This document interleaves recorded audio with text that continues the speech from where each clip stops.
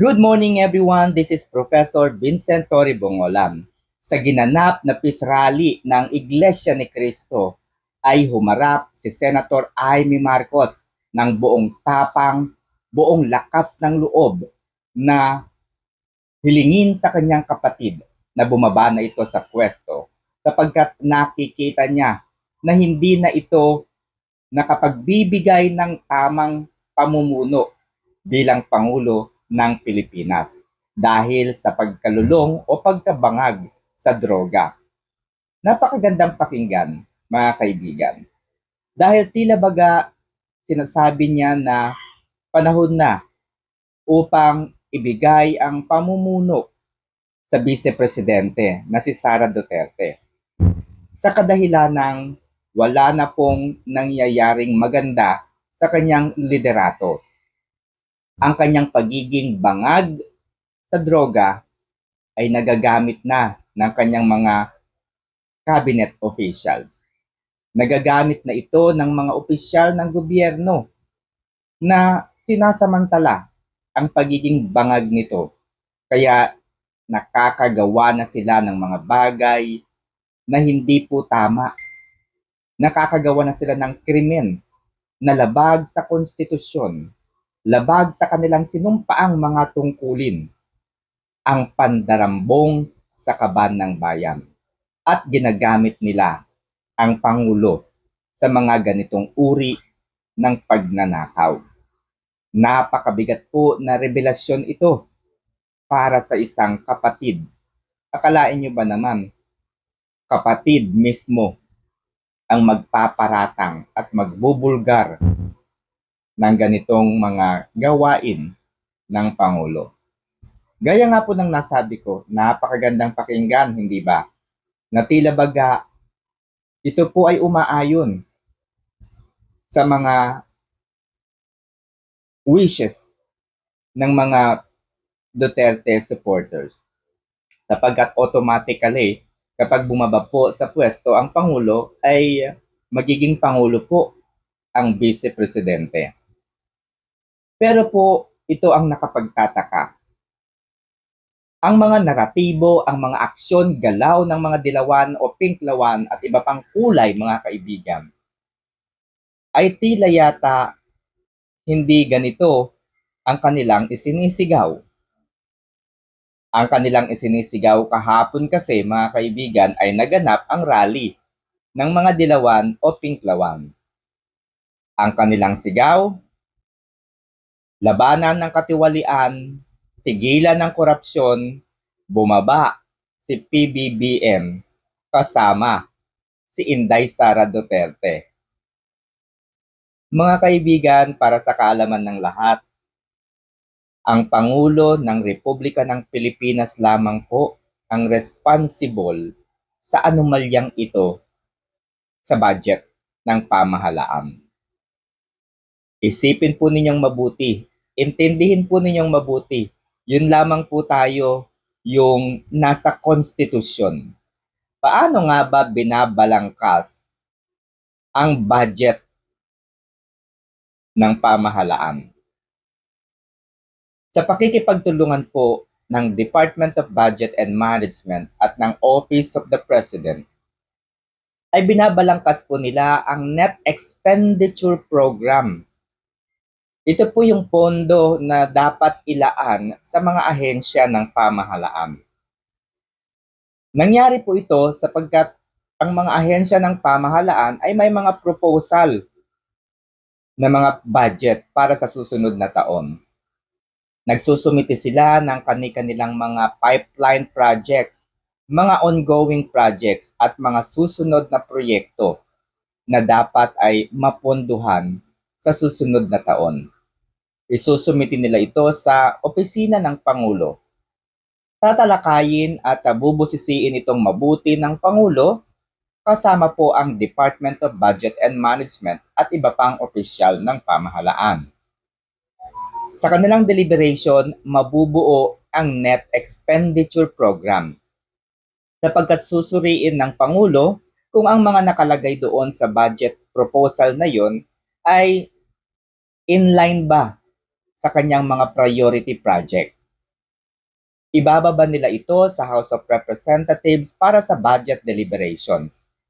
Aakyat sa Senado para sa budget deliberation. At pagkatapos ay iaakyat na ito sa bicameral committee upang pag-usapan ang mga discrepancies, mga gap, mga differences sa proposal ng House of Representatives at proposal ng Senado. Aayusin nila yung mga differences sa kanilang mga proposal. At pagkatapos ay ibababa muli sa House of Representatives at sa Senado para ma-ratifika at para maaprubahan nila kung okay sa kanila ang review. Pagkatapos ay aakyat na ito sa bicameral committee with signatures na po. No? Pipirmahan po ng bicameral committee ang napagkasunduang pondo sa lahat ng ahensya ng pamahalaan. Pagkatapos po na mapirmahan ng bicameral committee, ibababa po muli ito sa House of Representatives para sa pagpiprinting o pag-imprenta na po ng General Appropriations Bill.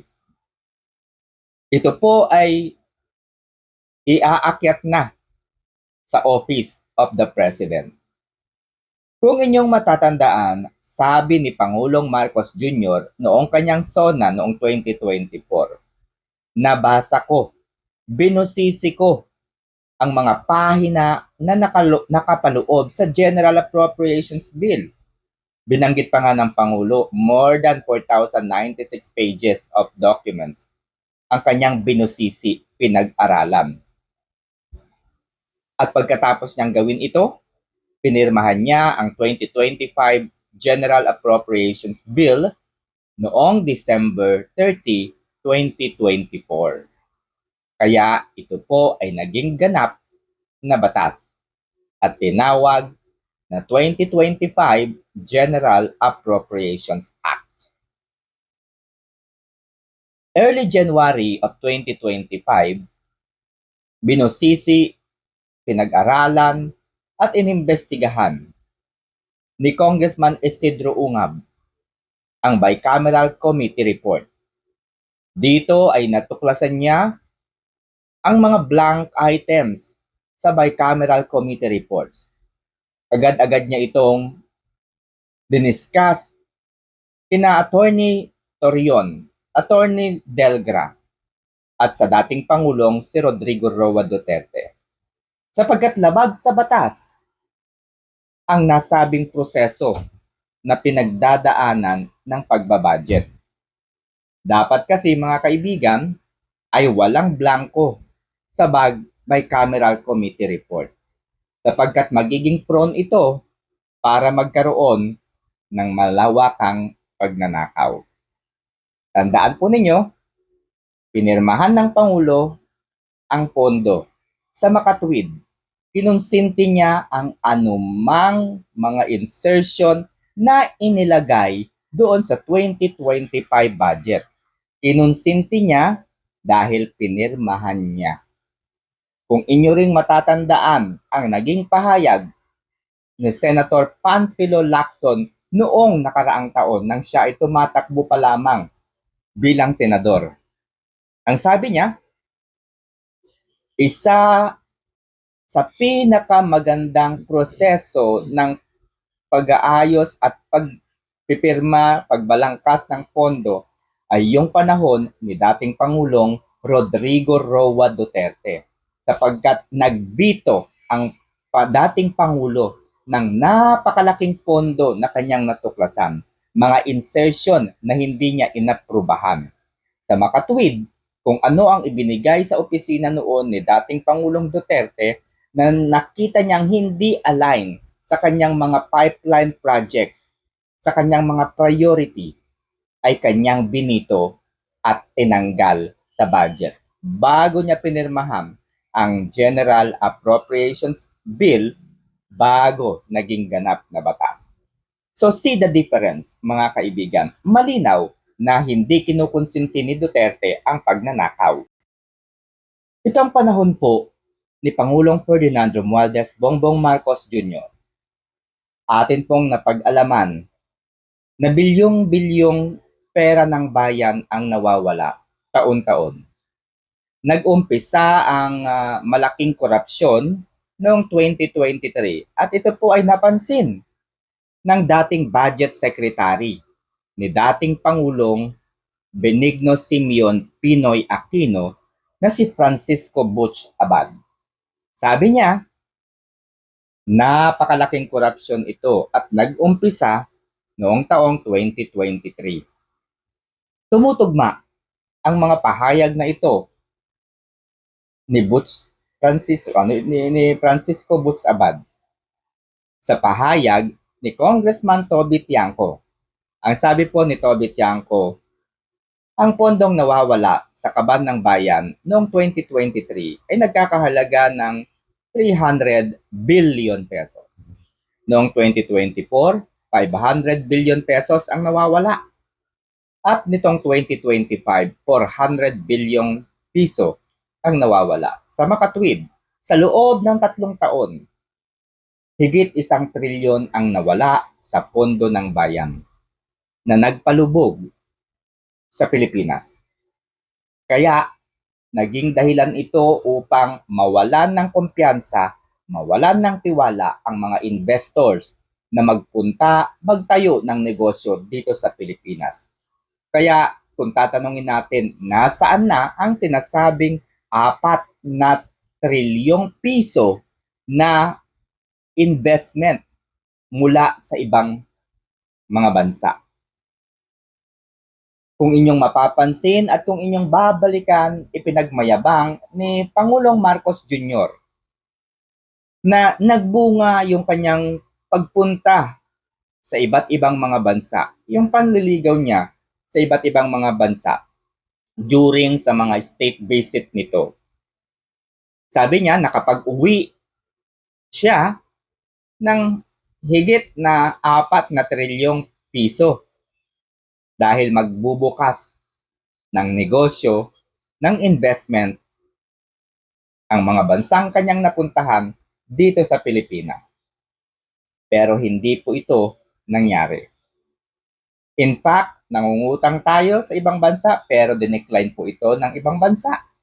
Kaya hindi po nakakautang ang Pilipinas sapagkat alam na po ng buong mundo kung gaano katalamak ang pandarambong at korupsyon dito sa Pilipinas. Obvious po yan at hindi maaaring ipagwalang bahala. Samantala, sa Davao City ay nakita ang mga negosyante na nandoroon at talaga namang nakipagpulong pa mismo kay BP Sara dahil doon nila balak itayo ang kanilang mga negosyo sa Davao City. Dahil nakasisiguro sila na sila po ay magtatagumpay, sila ay kikita. Dahil wala silang nakikitang korupsyon sa Davao City na pinamumunuan ng mga Duterte. Ngayon mga kaibigan, ngayon ninyo sabihin, mayroon bang korupsyon sa Davao City? Mayroon bang ginawang hindi maganda sa kaban ng bayan ang Vice Presidente? Tandaan ninyo, 125 million lamang yung kanilang ipinagpuputok ng butse. Alam naman po natin na 2 beses nang nilinaw ng Commission on Audit na malinis, malinaw, walang pandarambong at walang nawawalang pera sa pondo na ibinigay kay Vice President Sara Duterte. Ang 125 million na kanilang ipinagpuputok ng butsi at ibinibintang na nilustay di umano ni BP Sara sa loob ng 11 araw ay walang katotohanan. Sapagkat kung inyong babalikan ang huling bahagi na ginawa ng Quadcom nang tinanong ni Congressman, nalimutan ko po yung isang congressman, isang matandang congressman na ito na hindi na po, tapos na po yung kanyang termino. Sabi niya, meron bang nawawalang pera? Meron bang korupsyon? Meron bang pagnanakaw sa Office of the Vice President? Ang sabi po ng taga-COA, wala. Meron bang naisumiting mga resibo ang Office of the Vice President? Ang sabi, kumpleto po ang resibo. Di ba mga kaibigan? Napailing na lamang po ang congressman na yon.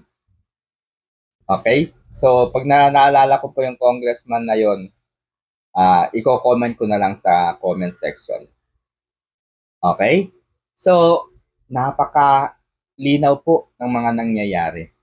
Lahat po ng mga pangyayaring yan ay ibinabato nila sa mga Duterte. Pero nananatili pong matatag at napakaganda ng legasiya ni dating Pangulong Duterte. Kaya hanggang ngayon, kahit anong effort, kahit gaano karami ang kanilang perang gastusin para bayaran ang kanilang mga taga-suporta, para bayaran ang mga taong umaangal sa administrasyong ito, ay wala pong mangyayari. Hindi po maaaring mapalitan ang isang katotohanan. Halimbawa na lamang, na una nang naipahayag ni Mayor Leni Robredo, no, nauna na po niyang naipahayag na talamak ang droga sa kanyang lugar sa Naga City. At ang nakalulungkot, ang sabi niya, ang mismong protector nito ay mga kapulisan, mga matataas na opisyal ng kapulisan, ang miyembro mismo na nagpoprotekta sa ganitong kalakalan, droga. And then, na-realize niya, napakaganda noong panahon ni Duterte. Walang ganun. Walang droga. And then biglang kumambyo nitong nakaraan. Ang sabi niya, mas lumala pa nga ang droga nung panahon ni Duterte. Hindi raw effective ang war on drugs. Paano po nangyari yun, Madam Mayor? So, hindi ko sinasabi na nabayaran na itong si Leni Robredo, pero isa lamang po ang nais kong tumbukin dito. Habang tayo po ay galit na galit sa korupsyon, galit na galit kay Pangulong Marcos Jr. kung bakit hinayaan niya na mangyari ang ganitong bagay. Sumisigaw tayo na mag-resign na siya, bumaba na siya sa pwesto. Isuko na niya ang kanyang posisyon sa karapat-dapat. Ay sige naman itong mga dilawan, mga pinklawan na tumututol. Tumututol po sila na bumaba sa pwesto si PBBM lamang. No? Ang gusto nilang mangyari, dalawa sila ni VP Sara na bumaba sa pwesto. Sa kadahilanang, hindi po sila magbe-benefit kapag si PBBM lamang ang bumaba. Sapagkat automatically, the Vice President, ayon sa konstitusyon, ay magiging Pangulo kapag bumaba ang Pangulo. Kapag naging disable ang Pangulo. Kapag naging inability nagampanan ang kanyang tungkulin. Ngayon, ano po ang mangyayari kung ayaw bumaba sa pwesto ng Pangulo? Bahala po ang nasa Kongreso. Sila po ang bahala na magdesisyon nito. Paano? Gagawa po ng resolusyon o magsusumite o kung anuman, magdedesisyon po ang kanyang mga cabinet officials at idadaan nila ito sa Congress upang pag-usapan. Alright? Pero ito po ang kapansin-pansin. Sa galawan po ng dilawan and pinklawan, dapat dalawa sila ni VP Sara na bumaba sa pwesto. Kapansin-pansin na si Amy Marcos ay hindi kumukontra, hindi sumisigaw, at hindi kinukontra ang naratibo ng mga dilawang na para bagang sige lang, para silang dalawa dapat.